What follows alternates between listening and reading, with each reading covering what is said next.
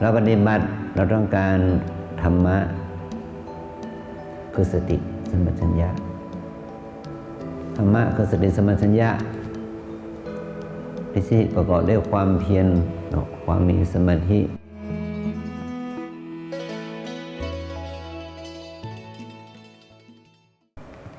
ช่วงนี้เป็นช่วงสัปดาห์ส่งเสริมพระพุทธศาสนาวันวิสาขบูชา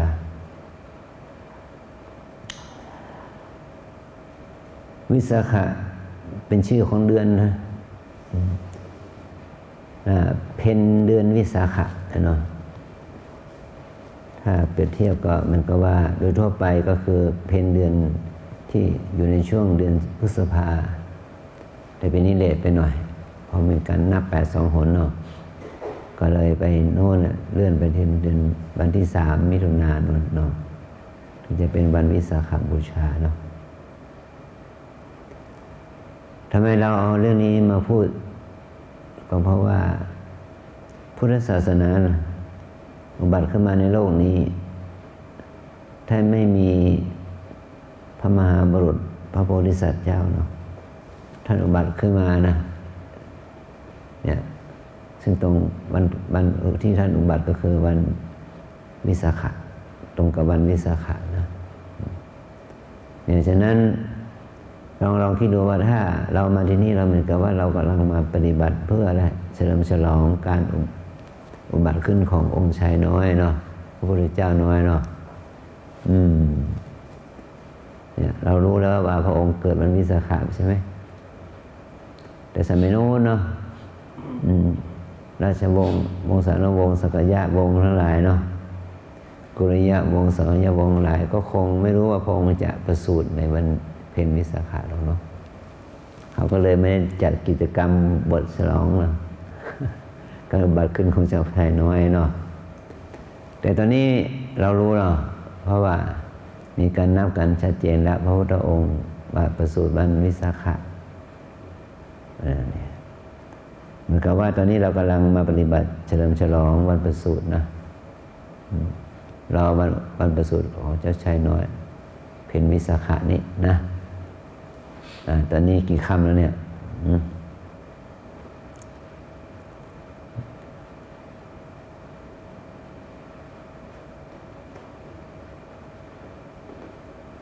ประมาณ5 ค่ำ4 ค่ำ4 ค่ำนะ4 ค่ำ5 ค่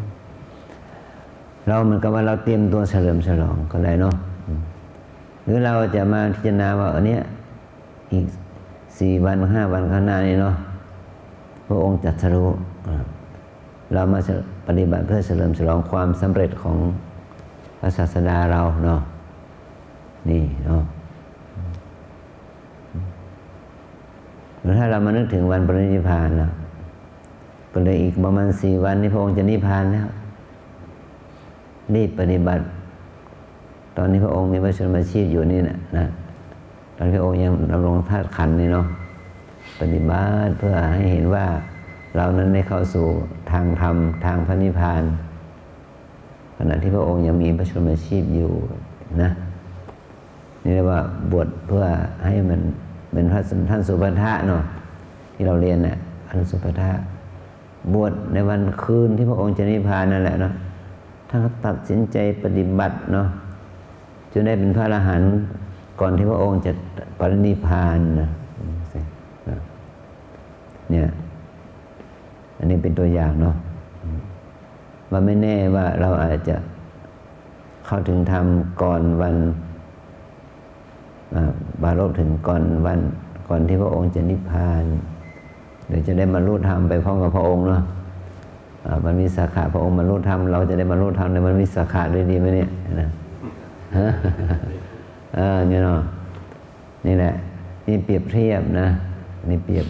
เขาเอามาเป็นอารมณ์ให้เกิดความบักบั่นเอามาเป็นอารมณ์ให้เกิดความเพียรความอดความศรัทธาถ้าเราไม่คิดอะไรแบบนี้เลยนะมันก็วิสาขบูชาก็รอตักบาตรนะเนาะ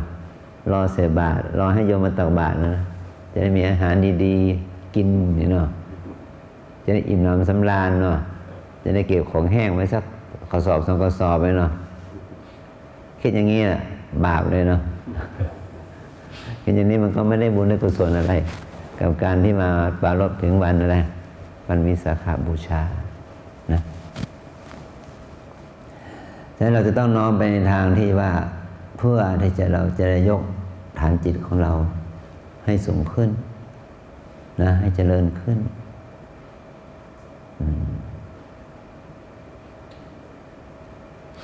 ฉะนั้นโยคีที่มาปฏิบัติระยะสั้นเนาะ3 วันเนี่ย30 31 1 2กลับแล้วโอ้กลับไปทำไมอีก2 วันก็วันวิสาขะอยู่สัก5 วันนี่กันเนาะจะได้อยู่จนถึงวันวิสาขะเพราะว่าอะไรเพราะวันวิสาขะเขาก็เป็นวันหยุดอยู่แล้วเนาะวันเฉลิมพระชนมพรรษาด้วยเนาะวันวิสาขะด้วยเห็นไหมได้วันหยุดอยู่แล้วเนาะได้วันหยุดอยู่แล้วอาทิตย์จันทร์อังคารว่าไปเนาะตอนนี้เรามาประรบด้วยเหตุนี้ว่าถ้าไม่มีวันวิสาขานี้ก็คงไม่มีพุทธศาสนาให้เราเข้าบวชไม่มีคำสอนที่จะให้เราปฏิบัติในลักษณะเช่นนี้นะต้องเช่นนี้นะ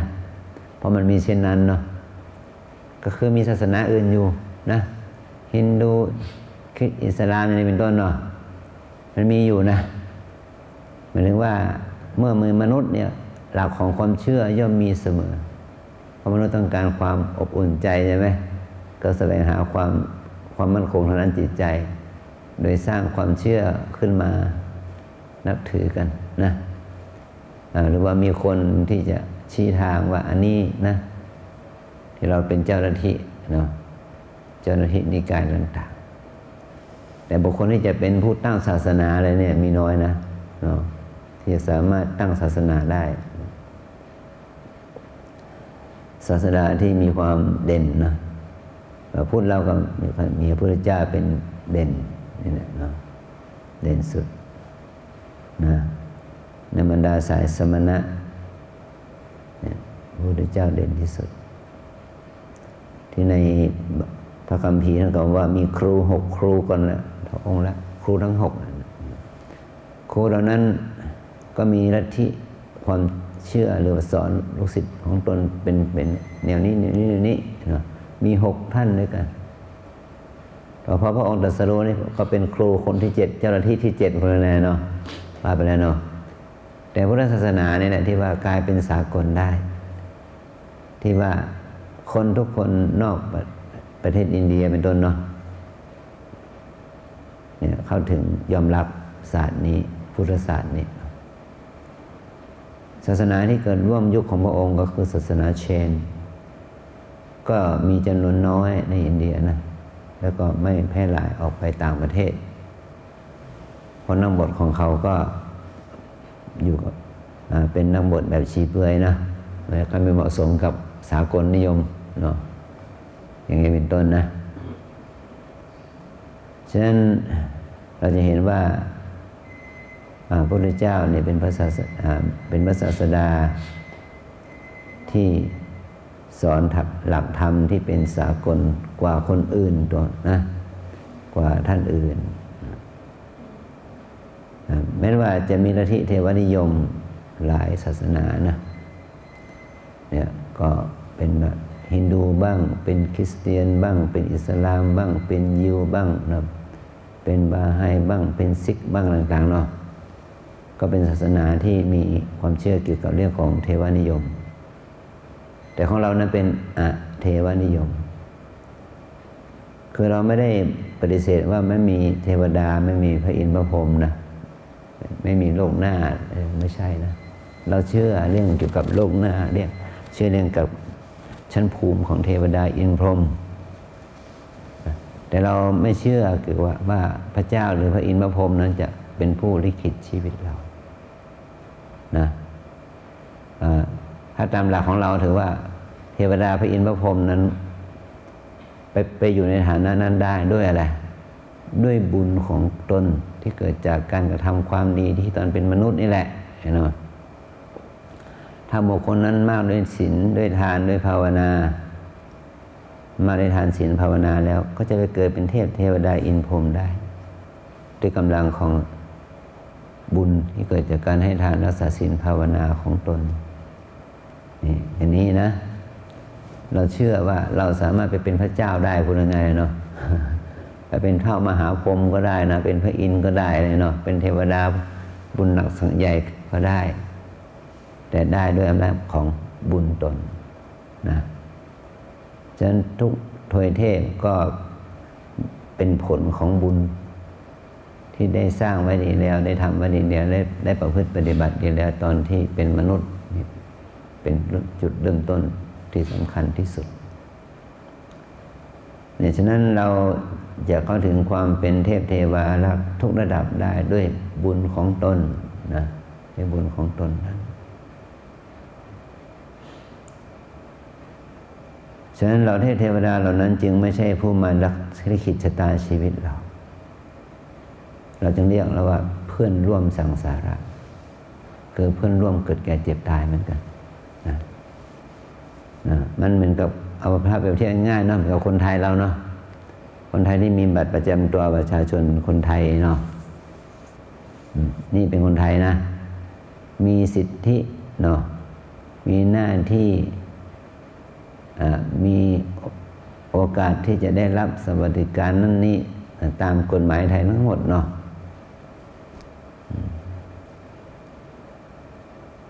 แต่ว่าคนเหล่านี้เราทุกคนเนาะที่มีบัตรประจำตัวคนไทยเนี่ยแม้จะทำงาน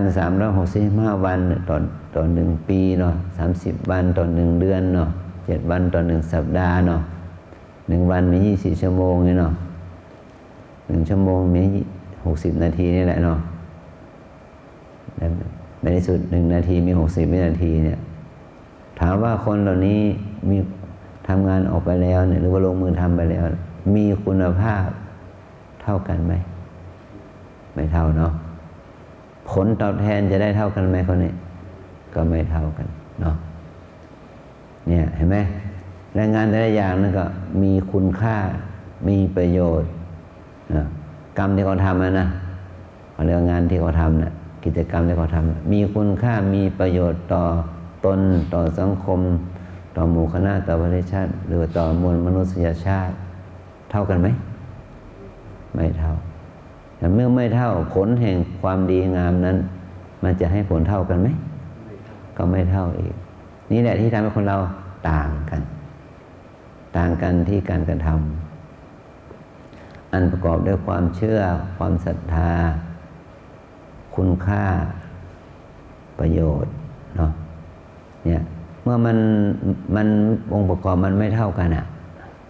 ผลมันก็เลยออกมาไม่เท่ากันนะฉะนั้นคนเราเนี่ยมันจึงเป็นอย่างที่สังคมที่เราเป็นเนี่ยนะทุกคนมีสิทธิ์ที่จะเป็นนั้นเป็นนี้ก็ได้นะแต่มันก็อยู่ที่ความเพียรความพร้อมอุดมคติวิถีชีวิตเห็นไหมมันเหมือนกันที่ไหนนะไม่เหมือนกันหรอกคือทำให้ทุกคนนี้ได้รับผลเสมอภาคกันมันไม่ได้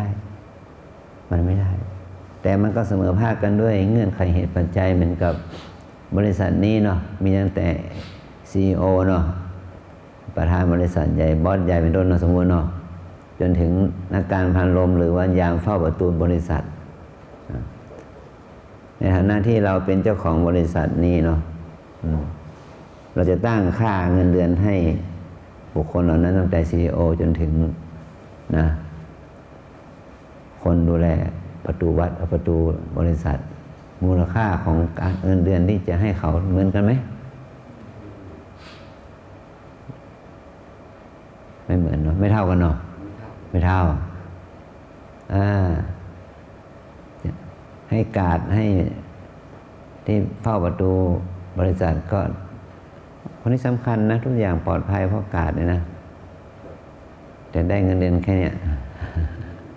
เนาะCEO บางทีวันหนึ่งไม่ได้เข้าบริษัทเลยเนาะมาทำงานอยู่นอกนี่ก็สิแต่ก็ได้เงินเดือนไม่เท่าไหร่โอ้แค่นี้เนาะเป็นหมื่นเป็นแสนแล้วเนาะทำไมมันไม่เหมือนกันล่ะโยมบางทีเข้ามาแป๊บเดียวชั่วโมงไปละเองล่ะ แต่ได้เงินเดือนมากกว่าการที่เฝ้ายามนั้นนะทั้งวันทั้งคืนเราไปไหนไม่ได้เนาะได้ผลตอบแทนนี่แค่นี้ อันนี้เป็นต้นนะเราจะเป็นใครล่ะเราจะเป็นการเราจะเป็นCEOเลย เราจะเป็นพนักงานระดับไหนเนาะแผนกไหนอย่างนี้เป็นต้นเนาะนี่เปรียบเทียบนะเมื่อมันก็อยู่ที่ว่ากรรมเนาะกรรมความเพียรสติปัญญานะที่แต่ละคนนั้นทำหน้าที่มีองค์ประกอบทางสติปัญญาเนาะความเพียรแล้วก็ความรับผิดชอบมันต่างกันผลจึงไม่เหมือนกันนะฉะนั้นความยุติธรรมมันก็ยุติธรรมตามหน้าที่ตามความรู้ความสามารถนั่นเองนะมันไม่ใช่ว่าจะให้เสมอเหมือนกันได้เนาะแม้แต่ลัทธิสังคมนิยมนี่ว่าทุกคนเสมอภาคกันมันก็เสมอกันในด้วยหน้าที่เหมือนกันเนาะประธานพรรคและประธานาธิบดีมันก็ต้องพิเศษกว่าอยู่ดีเนาะมันไม่มีเป็นไปไม่ได้ที่จะเหมือนกับคนทั่วไปธรรมดาใช่ไหมเช่นใดนะเรามาที่นี่เราก็มาเสมอภาคกันนะเสมอภาคกันเลยว่าเรามีมือสำหรับทำความดี2 มือเหมือนกันนะมีนิ้ว5 นิ้วเนาะอันนี้เป็นต้นเนาะมีเท้าสำหรับเดินจงกรม2 เท้าเหมือนกันนะ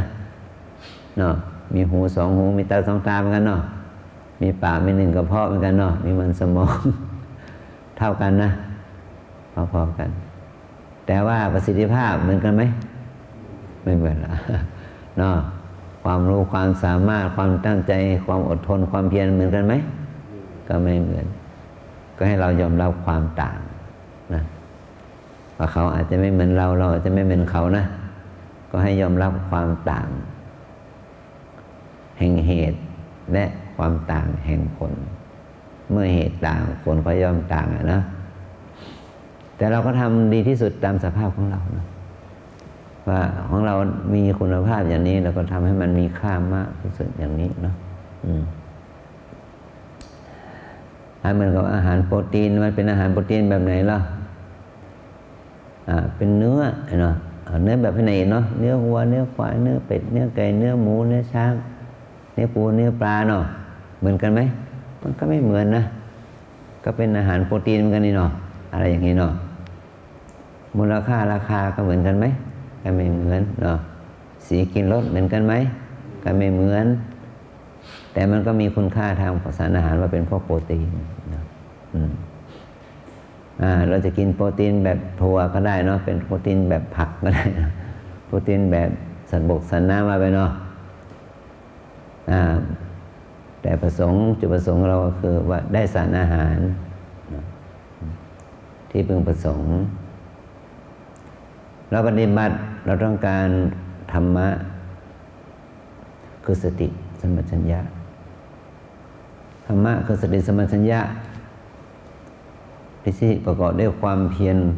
ความมีสมาธิและเราทุกคนเนี่ยไม่ว่าพระหรือโยมเนาะมาที่นี่เรามาเองเนาะหิ้วบาตรหิ้วยามาเองนะไม่มีหนังสือนิมนต์ไปถึงเนาะไม่มีนะไม่มีหนังสือนิมนต์อย่างนี้เป็นต้นนะโยมเนาะโยมก็ไม่มีบัตรเชิญนะไม่มีเนาะไม่มีมาเองเนาะเอาละเนี่ยเรามาด้วยตัวเราเองเนาะฉะนั้นการปฏิบัติจึงเป็นหน้าที่ของเรานะเรามาเองนี่เนาะก็ต้องทำเองสิเนาะมาเองเราจะให้เขาใช้ให้ทำเนี่ยมันเสียเกียรตินะเสียศักดิ์ศรีนะมาเองต้องทำเองแล้วมาเองต้องทำเองไม่ต้องให้เขาไปเคาะประตูเรียกมาปฏิบัติธรรมเนาะนั่นเสียศักดิ์ศรีเนาะต้องลงมือทำเองเนาะปฏิบัติเองแต่ถ้าเรามันดับดื้อหน่อยก็บอกเขาว่าขอให้เคาะประตูหน่อยนี่ไม่เป็นไรเนาะ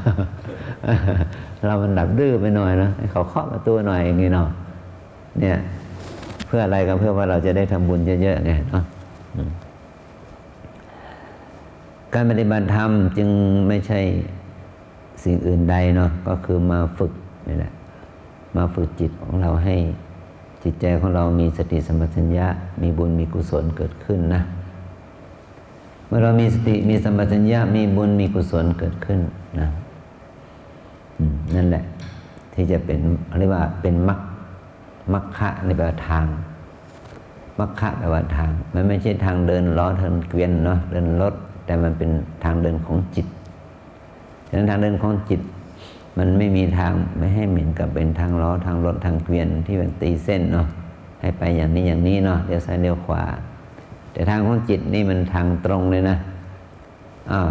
เขาพูดว่าวัดของท่านเป็นยังไงเนี่ยภาพออกมาทันทีใช่ไหมมันออกประตูไหน มันไปทางไหนมันแวบมันอยู่ในหัวสมองมันคงจำในทันทีเนาะบ้านโยมเป็นยังไงอย่างนี้นะโยมเห็นหรือยังก็เห็นทันทีใช่ไหมมันไม่ต้องไปตามถนนหนทางเลยเนาะเพราะมันอยู่ที่ความทรงจำมันอยู่ที่ใจเราอยู่แล้วนะแวบถึงได้เลยเนาะเห็นภาพเลยไม่ต้องเดินออกถนนสายไหนเลยนะฉะนั้นไม่ต้องจ่ายค่าเดินทางค่ารถค่าลาเนาะแป๊บไปเลยนี่เขาเรียกว่าหนทางของจิตหรือมรรคคือทางของจิตนะจะเป็นวิธีจิตนะไปแป๊บเดียวนะมันไม่มีการกำหนดกฎหนทางแม้ว่าเราจะนึกถึงต่างประเทศต่างทวีปเนาะมันก็ไปแวบเดียวเท่ากันกับไปที่บ้านเราที่อำเภอเมืองนี่แหละหรือว่าที่อำเภอแม่บางนี่แหละอย่างนี้เนาะมันแวบไปแล้วเนาะเนี่ยหรือแล้วเราอยู่อีสานเหนือใต้เนี่ยมันก็แวบไปทันทีแวบไปเป็นรัดนิ้วมือเดียวเนี่ยนะรัดนิ้วมือยังช้าไปเนาะอย่างนี้เนาะแวบเดียวนะจิตมันจึงไวนะฉะนั้นเราผู้เป็นปฏิบัติผู้เป็นนักปฏิบัติเราจึงจะต้องใส่ใจในการที่จะอยู่กับปัจจุบันฝึกต้องมาบอกว่าฝึกนะมาฝึกไม่ใช่เป็นแล้วเนาะเป็นแล้วมารู้แล้วไม่ต้องมาเนาะพอเป็นแล้วมันรู้แล้วไม่ต้องมาที่มาเนี่ยเพราะมันยังไม่เป็นมันยังไม่บรรลุอะไรอย่างนี้เป็นต้นใช่ไหมก็ต้องมาฝึกเมื่อเรารู้ตัวว่าเรามาอย่างฐานะเป็นผู้ฝึกก็คือว่าเราก็ต้องดำเนินตามทางที่พี่เลี้ยงหรือครูบาอาจารย์ที่ท่านแนะนำให้ถ้าเราได้พี่เลี้ยงได้ครูบาอาจารย์แนะนำให้ที่ดีเนาะมันก็เซฟเวลาหน่อยเนาะมันไปได้ไวขึ้นแต่ถ้าครูบาอาจารย์หรือพี่เลี้ยงเนี่ยสอนแนะนำไม่ค่อยดีเราก็อาจจะยุ่งยากหน่อยเนาะหรือคนบอกทางเราที่เขาไม่ชำนาญทางเนาะเขาบอกเขาหลงเราก็หลงซะนี่เนาะคนบอกทางมันหลงเราก็ได้หลงนะแต่เรามันไม่น่าจะใช่นะเนาะเราก็เปลี่ยนทางใหม่ได้เนาะมันทำให้เราเสียเวลาฉะนั้นการที่เรามาปฏิบัติก็อยากจะให้เรารู้ทางเนี่ยต้องมีการสาธิตนะต้องอย่างนี้นะกราบอย่างนี้เดินอย่างนี้นั่งอย่างนี้หายใจอย่างนี้นี่คือต้องการให้เรารู้ว่าเราเดินถูกหรือยังสำคัญที่ว่าทุกอาการนั้นสำคัญอย่างที่ว่าการมีสตินั่นแหละนะเทคนิควิธีการเดินกันนั่งเล็กๆน้อยๆมันอาจจะไม่ได้ทุกขั้นตอนอันนี้ไม่ใช่ปัญหาแต่สำคัญคือว่าเรามีสติสัมปชัญญะหรือไม่นะเรามีสติสัมปชัญญะหรือไม่ถ้าเรามีสติสัมปชัญญะแล้วเนี่ยมันถือว่าถูกที่ว่าจิตของเราเป็นกุศลได้นะอาจจะกำหนดไม่ถูกนะพลิกหนอหรือว่าหงายหนออย่างนี้เป็นต้นเนาะไม่มีปัญหาให้เข้ามาพลิกหนอหรือหงายหนอไปนะเปิดหนอเลยมันอันนี้เป็นแค่คำแต่ว่าเรามีสติในการขยับขึ้นมาไหมเนี่ยเนาะจับอาการเคลื่อนไหวคุณได้ไหมล่ะเนาะฉะนั้นกับอาการเคลื่อนไหวแค่พลิกหนออย่างเงี้ยต่างชาติมา10 ภาษาเนี่ยมันก็จะมี10 คำละเนาะภาษาจีนก็ว่าอย่างหนึ่งนะอังกฤษก็อย่างหนึ่งฝรั่งเศสก็ว่าอย่างหนึ่งเยอรมันว่าอย่างหนึ่งนะสเปนก็ว่าอย่างหนึ่งเนาะเขมรลาวก็ว่าเป็นอย่างพม่าว่าเป็นคนละภาษาเลยนะแต่สิ่งที่อาการมันเหมือนกัน แต่คำพูดไม่เหมือนกันนี่นะฉะนั้นไอ้คำหรือภาษาไม่ต้องมาเอามาเป็นเครื่องขัดแย้งกัน มีสติไหมที่ทำน่ะถ้ามีสติสัมปชัญญะก็ถือว่าถูกที่ว่ามันมีสติสัมปชัญญะนะแต่ภาษานั้น100 คน100 ชาติก็100 ภาษาแต่ใช้ในเรื่องเดียวกันเช่นลมหายใจเข้าออกเห็นไหมถ้าคนมาปฏิบัติธรรมนี่มาจาก100 ชาติ100 ภาษาเงี้ยคำแรกลมหายใจเข้าออกก็ต้องมี100 คำนะมี100 คำเนี่ยภาษาไทยเราว่าพองหนอยุบหนออย่างนี้เป็นต้นเนาะไทยเรายังมีหลายคำเลยเนาะเนี่ยคำบริกรรมนี่มีหลายคำเลยฉะนั้นเราไม่ต้องไปสนใจคำบริกรรมนั้นเป็นหลักแต่ว่าสนใจที่มันมีสติสัมปชัญญะต่อสิ่งนี้ไหมนะแต่เนื่องจากว่าเรามาปฏิบัติธรรมด้วยกันฉะนั้นเมื่อมาอยู่ในสำนักเดียวกันคำบริกรรมต้องเป็นคำเดียวกันเป็นมาตรฐานนะมันจะได้เป็นมาตรฐานเดียวกันอย่างนี้นะเนี่ยเราใช้คำเดียวกันใช่ว่าพลิกหนอพลิกหนอพลิกหนอพลิกฝ่ามือขึ้นเนาะเนี่ยก็ใช้คำเดียวกันอย่างนี้เป็นต้นนะให้มันเหมือนกันมันจะง่ายต่อการปฏิบัติรวมกันทำกิจกรรมรวมกันนะอย่างนี้เป็นต้นนะขวาย่างหนอซ้ายย่างหนอคือใช้คำเดียวกันอย่างนี้นะแต่สำคัญอยู่ที่การมีสติสัมปชัญญะไหมนะเดินสั้นบ้างยาวบ้างคนหนึ่งแข้งขาไม่ดีจะให้เดินเหมือนคนแข้งขาดีแข็งแรงก็ไม่ได้อย่างเงี้ยนะบางคนอาจจะงกเงื่อนแต่ก็มีสติสิเนาะก็ถือว่าเป็นแนวเดียวกันคือต้องการให้เรามีสติสัมปชัญญะนั่นเองนะสิ่งนี้แหละกายใจเรานี้แหละนี่เราเรียกว่าเป็นกรรมฐานของเราคืออะไรกายกับใจภาษาพระเราเรียกว่ารูปกับนามรูปธรรมกับนามธรรมนะกายกับใจนะที่เราเรียกว่าชายหญิงก็คือตัวธรรมะนั่นเองนะรูปธรรมกับนามธรรมนะอย่างนี้นะทุกคนประนมมือรับกรรมฐานนะวิปัสสนากรรมฐานตามแนวสติปัฏฐานมี4 อย่าง1 กาย2 เวทนา3 จิต4 ธรรมวิปัสสนากรรมฐานตามแนวสติปัฏฐานมี4 อย่าง1 กาย2 เวทนา3 จิต4 ธรรม1 กาย2 เวทนา3 จิต4 ธรรมกายเวทนาจิตธรรมกายเวทนาจิตธรรมกายเวทนาจิตธรรมหมายถึงว่าเป็นอารมณ์กรรมฐานเพื่อให้เรานะมีสติสัมปชัญญะอยู่กับเขาอยู่กับปัจจุบันขณะของกายตั้งแต่การกราบการเดินการนั่งการดูอาการพองยุบนี่นะกิริยาการน้อยใหญ่เนาะ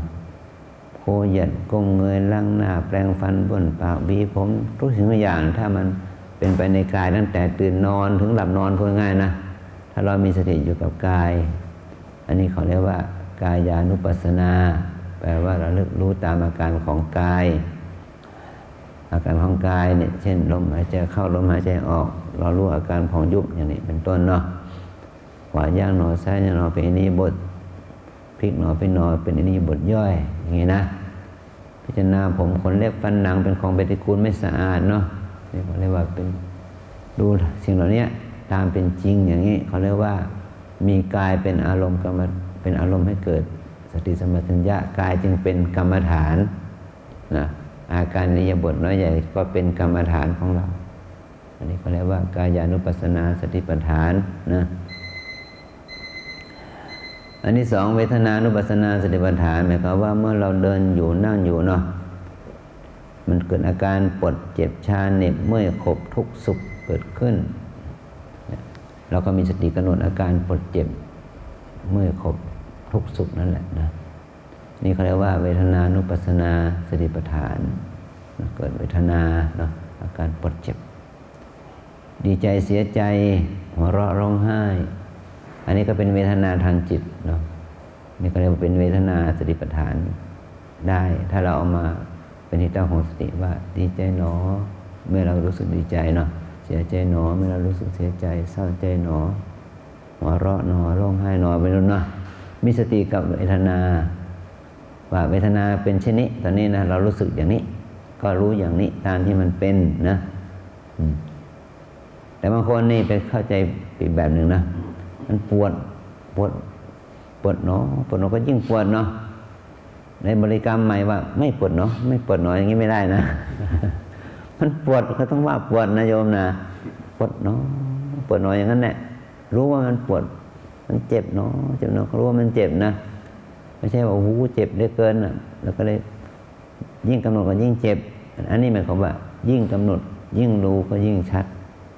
ไม่เหมือนกับเราเอามือไปใกล้ไฟยิ่งใกล้ก็ยิ่งร้อนหมายถึงว่าเทียนนั้นหรือไฟนั้นตอนนี้เราอยู่ไกลมันไม่ใช่ว่าอุณหภูมิมันต่ำแต่พอเอามือเข้าไปใกล้อุณหภูมิมันสูงขึ้นมันไม่ใช่เนาะเรียกว่าความร้อนของมันเท่าเดิมนั่นแหละแต่เราเข้าใกล้ชิดก็จะรู้สึกร้อนมากอย่างนี้เป็นต้นชั้นใดนะเวลาเราเอาจิตเข้าไปจดจ่อใกล้เวทนาจะทุกข์มากเห็นทุกข์ชัดนั่นเองนะแต่ถ้าเราห่างจากมันก็อาจจะทุกข์เบาหน่อยอย่างนี้เป็นต้นนะอันที่สามเวลาใจเราคิดเนาะคิดดีคิดไม่ดีขึ้นมาเนาะเราก็มีสติกำหนดอาการคิดดีไม่ดีเนาะคิดเนาะคิดเนาะคิดเนาะรู้ว่าคิดแล้วแต่อย่าไปตามเรื่องที่คิดนะถ้าตามเรื่องที่คิดมันจะคิดไปอีกยาวเพราะเรื่องคิดมันไม่จบนะเราจะบอกว่าให้คิดให้จบแล้วจะได้ปฏิบัติสบายนะเข้าลงพอดีก็ยังคิดไม่จบเนาะมันจะมีเรื่องให้คิด1 2 3 4ไปเรื่อยๆนะไม่จบหรอกเนาะมีทางที่ถูกอย่างเดียวก็คือหยุดตามความคิดหยุดตามเรื่องที่คิดเสียเนาะเพราะเรื่องที่เราคิดเนี่ยมันก็เรื่องอดีตบ้างเนาะโอ้เราสามารถคิดตั้งแต่เรารู้เรื่องสามาเนาะเนี่ยมันไม่มีคำว่าหมดเลยนะบางทีขณะอนาคตยังไม่เห็นว่าจะเป็นยังไงเรายังจินตนาการไปมากเรื่องเลยเนาะเนี่ยขณะอนาคตยังไม่มีอะไรเรายังจินตนาการได้เลยนะเนี่ยปัจจุบันนะวันแล้ววันเล่าเราเคยคิดไหมว่าพรุ่งนี้จะเป็นอย่างไรเนาะมันก็เป็นไปแล้วทุกวันนะพรุ่งนี้จะเป็นอย่างไรอยู่นั่นแหละเนาะพรุ่งนี้อะไรจะเกิดขึ้นเดือนนี้จะอะไรจะเกิดขึ้นปีนี้จะอะไรจะเกิดขึ้นมันก็ผ่านมากี่ปีแล้วก็เป็นอย่างนั้นจริงๆนะดวงอาทิตย์ขึ้นตะวันออกตกดวงอาทิตย์ตะวันตกประเภทนั้นเนาะฉะนั้นถ้าเราคิดว่าพรุ่งนี้จะเป็นอย่างไรเนี่ยโยมอดทนได้ไหม24 ชั่วโมงโยมก็ได้คำตอบสมบูรณ์เลยจริงไหมโยมอดทนหน่อยพรุ่งนี้จะเป็นยังไงคำตอบมันได้ทันทีเมื่อเราตื่นตื่นได้ไม่ตายนั่นแหละคือคำตอบที่1แหละเนาะลืมตาได้ไม่แข้งขาอย่างปกติเนาะลุกได้ไม่พิการเดินได้เห็นไหมไปเข้าห้องน้ำถ่ายกินได้ถ่ายออกเนี่ยถ่ายออกได้ถ่ายหนักถ่ายเบาได้เนาะเป็นยังไงปากเหม็น แปรงฟันเสียอะไรประเภทนี้เนาะมันก็เลยได้คำตอบเลยเนาะ1 2 3 4ไปเรื่อยๆนะจนถึงเข้านอนนะเห็นไหมว่าโยมใช้เวลา24 ชั่วโมงคำตอบสมบูรณ์แบบเลยพรุ่งนี้เป็นอย่างไรช้าไปไหมไม่น่าจะช้านะวันเดียวนั้นเนาะโยมแสดงโยมรู้อนาคตแล้วเนาะพรุ่งนี้จะเป็นอย่างไรใช้เวลาหาคำตอบแค่24 ชั่วโมงเก็บข้อมูล24 ชั่วโมงโยมก็ได้คำตอบละครบพรุ่งนี้เป็นเช่นนี้เองฉะนั้นพรุ่งนี้ก็คือวันนี้นั่นเองเนาะวันนี้มันเป็นพรุ่งนี้ของเมื่อวานฉะนั้นวันนี้จะดีไม่ดีนะก็จะกลายเป็นว่าเมื่อวานดีหรือไม่ดีทันทีนะเมื่อเราตื่นขึ้นมาอีกวันหนึ่งใช่ไหม วันนี้แหละมันจะเป็นเมื่อวานของวันพรุ่งนี้ฉะนั้นเมื่อวานนี้จะดีหรือไม่ดีมันอยู่ที่วันนี้เนาะพรุ่งนี้จะเป็นยังไงมันก็เป็นอย่างที่เป็นตั้งแต่เราตื่นนอนถึงเดี๋ยวนี้แหละ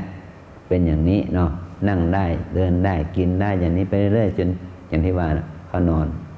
ก็สรุปละวันนี้เป็นเช่นนี้เนาะเราก็รู้อนาคตของแม่วานทันทีใช่ไหมอนาคตของแม่วาน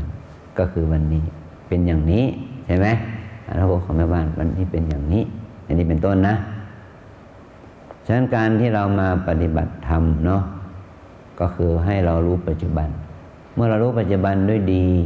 มันก็ทำให้เราสร้างอดีตที่สมบูรณ์เนาะอดีตที่สมบูรณ์มันสร้างวันนี้เนาะมันสร้างวันนี้แหละเนาะอดีตที่ดีมันสร้างวันนี้เพราะวันนี้1 วันรวมไปเป็นเดือนนี้1 เดือนรวมไปกับปีนี้1 ปีเนาะรวมไปกับชาตินี้1 ชาติเนาะจะเป็นยังไงเนี่ยนี่แหละเอาที่วันนี้นะเมื่อเราปฏิบัติให้เราเกิดสติเราสัมผัสกับอารมณ์นะตาหูจมูกลิ้นกายใจเรามีอยู่ฉะนั้นก็จะมีอารมณ์มากระทบเนาะเห็นได้ยินกลิ่นรสสัมผัสเมื่อเห็นได้ยินกลิ่นรสสัมผัสมันปรากฏเราก็ต้องมีสติเห็นหนอยินหนอกินหนอรสหนอสัมผัสเย็นก็เย็นหนอสัมผัสร้อนก็ร้อนหนอไปทันเลยถ้ากำหนดไม่ทันมันเกิดความชอบไม่ชอบล่ะนี่เกิดนิวรณ์ล่ะเขาเรียกนิวรณ์แปลว่าเครื่องกั้นจิตไม่ให้มันรู้ความดีนะเราก็มีสติกำหนดอีกชอบใจหนอไม่ชอบใจหนอ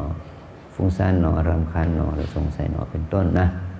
อย่างนี้ว่ามีสติก็ทำให้เราเปลี่ยนจากกิเลสมาเป็นบุญนั่นเองเป็นจากบาปมาเป็นบุญเป็นจากโทษมาเป็นคุณนั่นเองนะฉะนั้นการปฏิบัติธรรมทำให้เราสามารถเปลี่ยนจิตที่เป็นโทษมาเป็นคุณเปลี่ยนจิตที่เป็นบาปให้เป็นบุญนะเปลี่ยนจากกิเลสมาเป็นกุศลได้ด้วยการมีสติกำหนดนะทำไปเรื่อยๆอย่างที่ว่านะ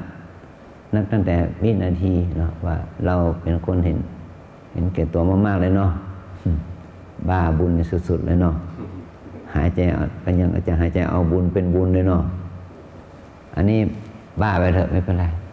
เขาไม่ว่าเขาไม่ตำหนิเนาะขอให้มีสติรู้มีสมาธิรู้เขามองว่าเราบ้าแต่เราไม่บ้าเนาะเพราะเรารู้ตามเป็นจริงในสิ่งที่มีอยู่จริงนะกินน้อยนอนน้อยพูดน้อยนะปฏิบัติให้มากนะเรามีหน้าที่มาปฏิบัติก็ปฏิบัติวัดให้เราแล้วนะที่นอนอาหารการกินน้ำไฟท่านให้เราหมดแล้วฉะนั้นเราไม่ต้องห่วงเรื่องเหล่านี้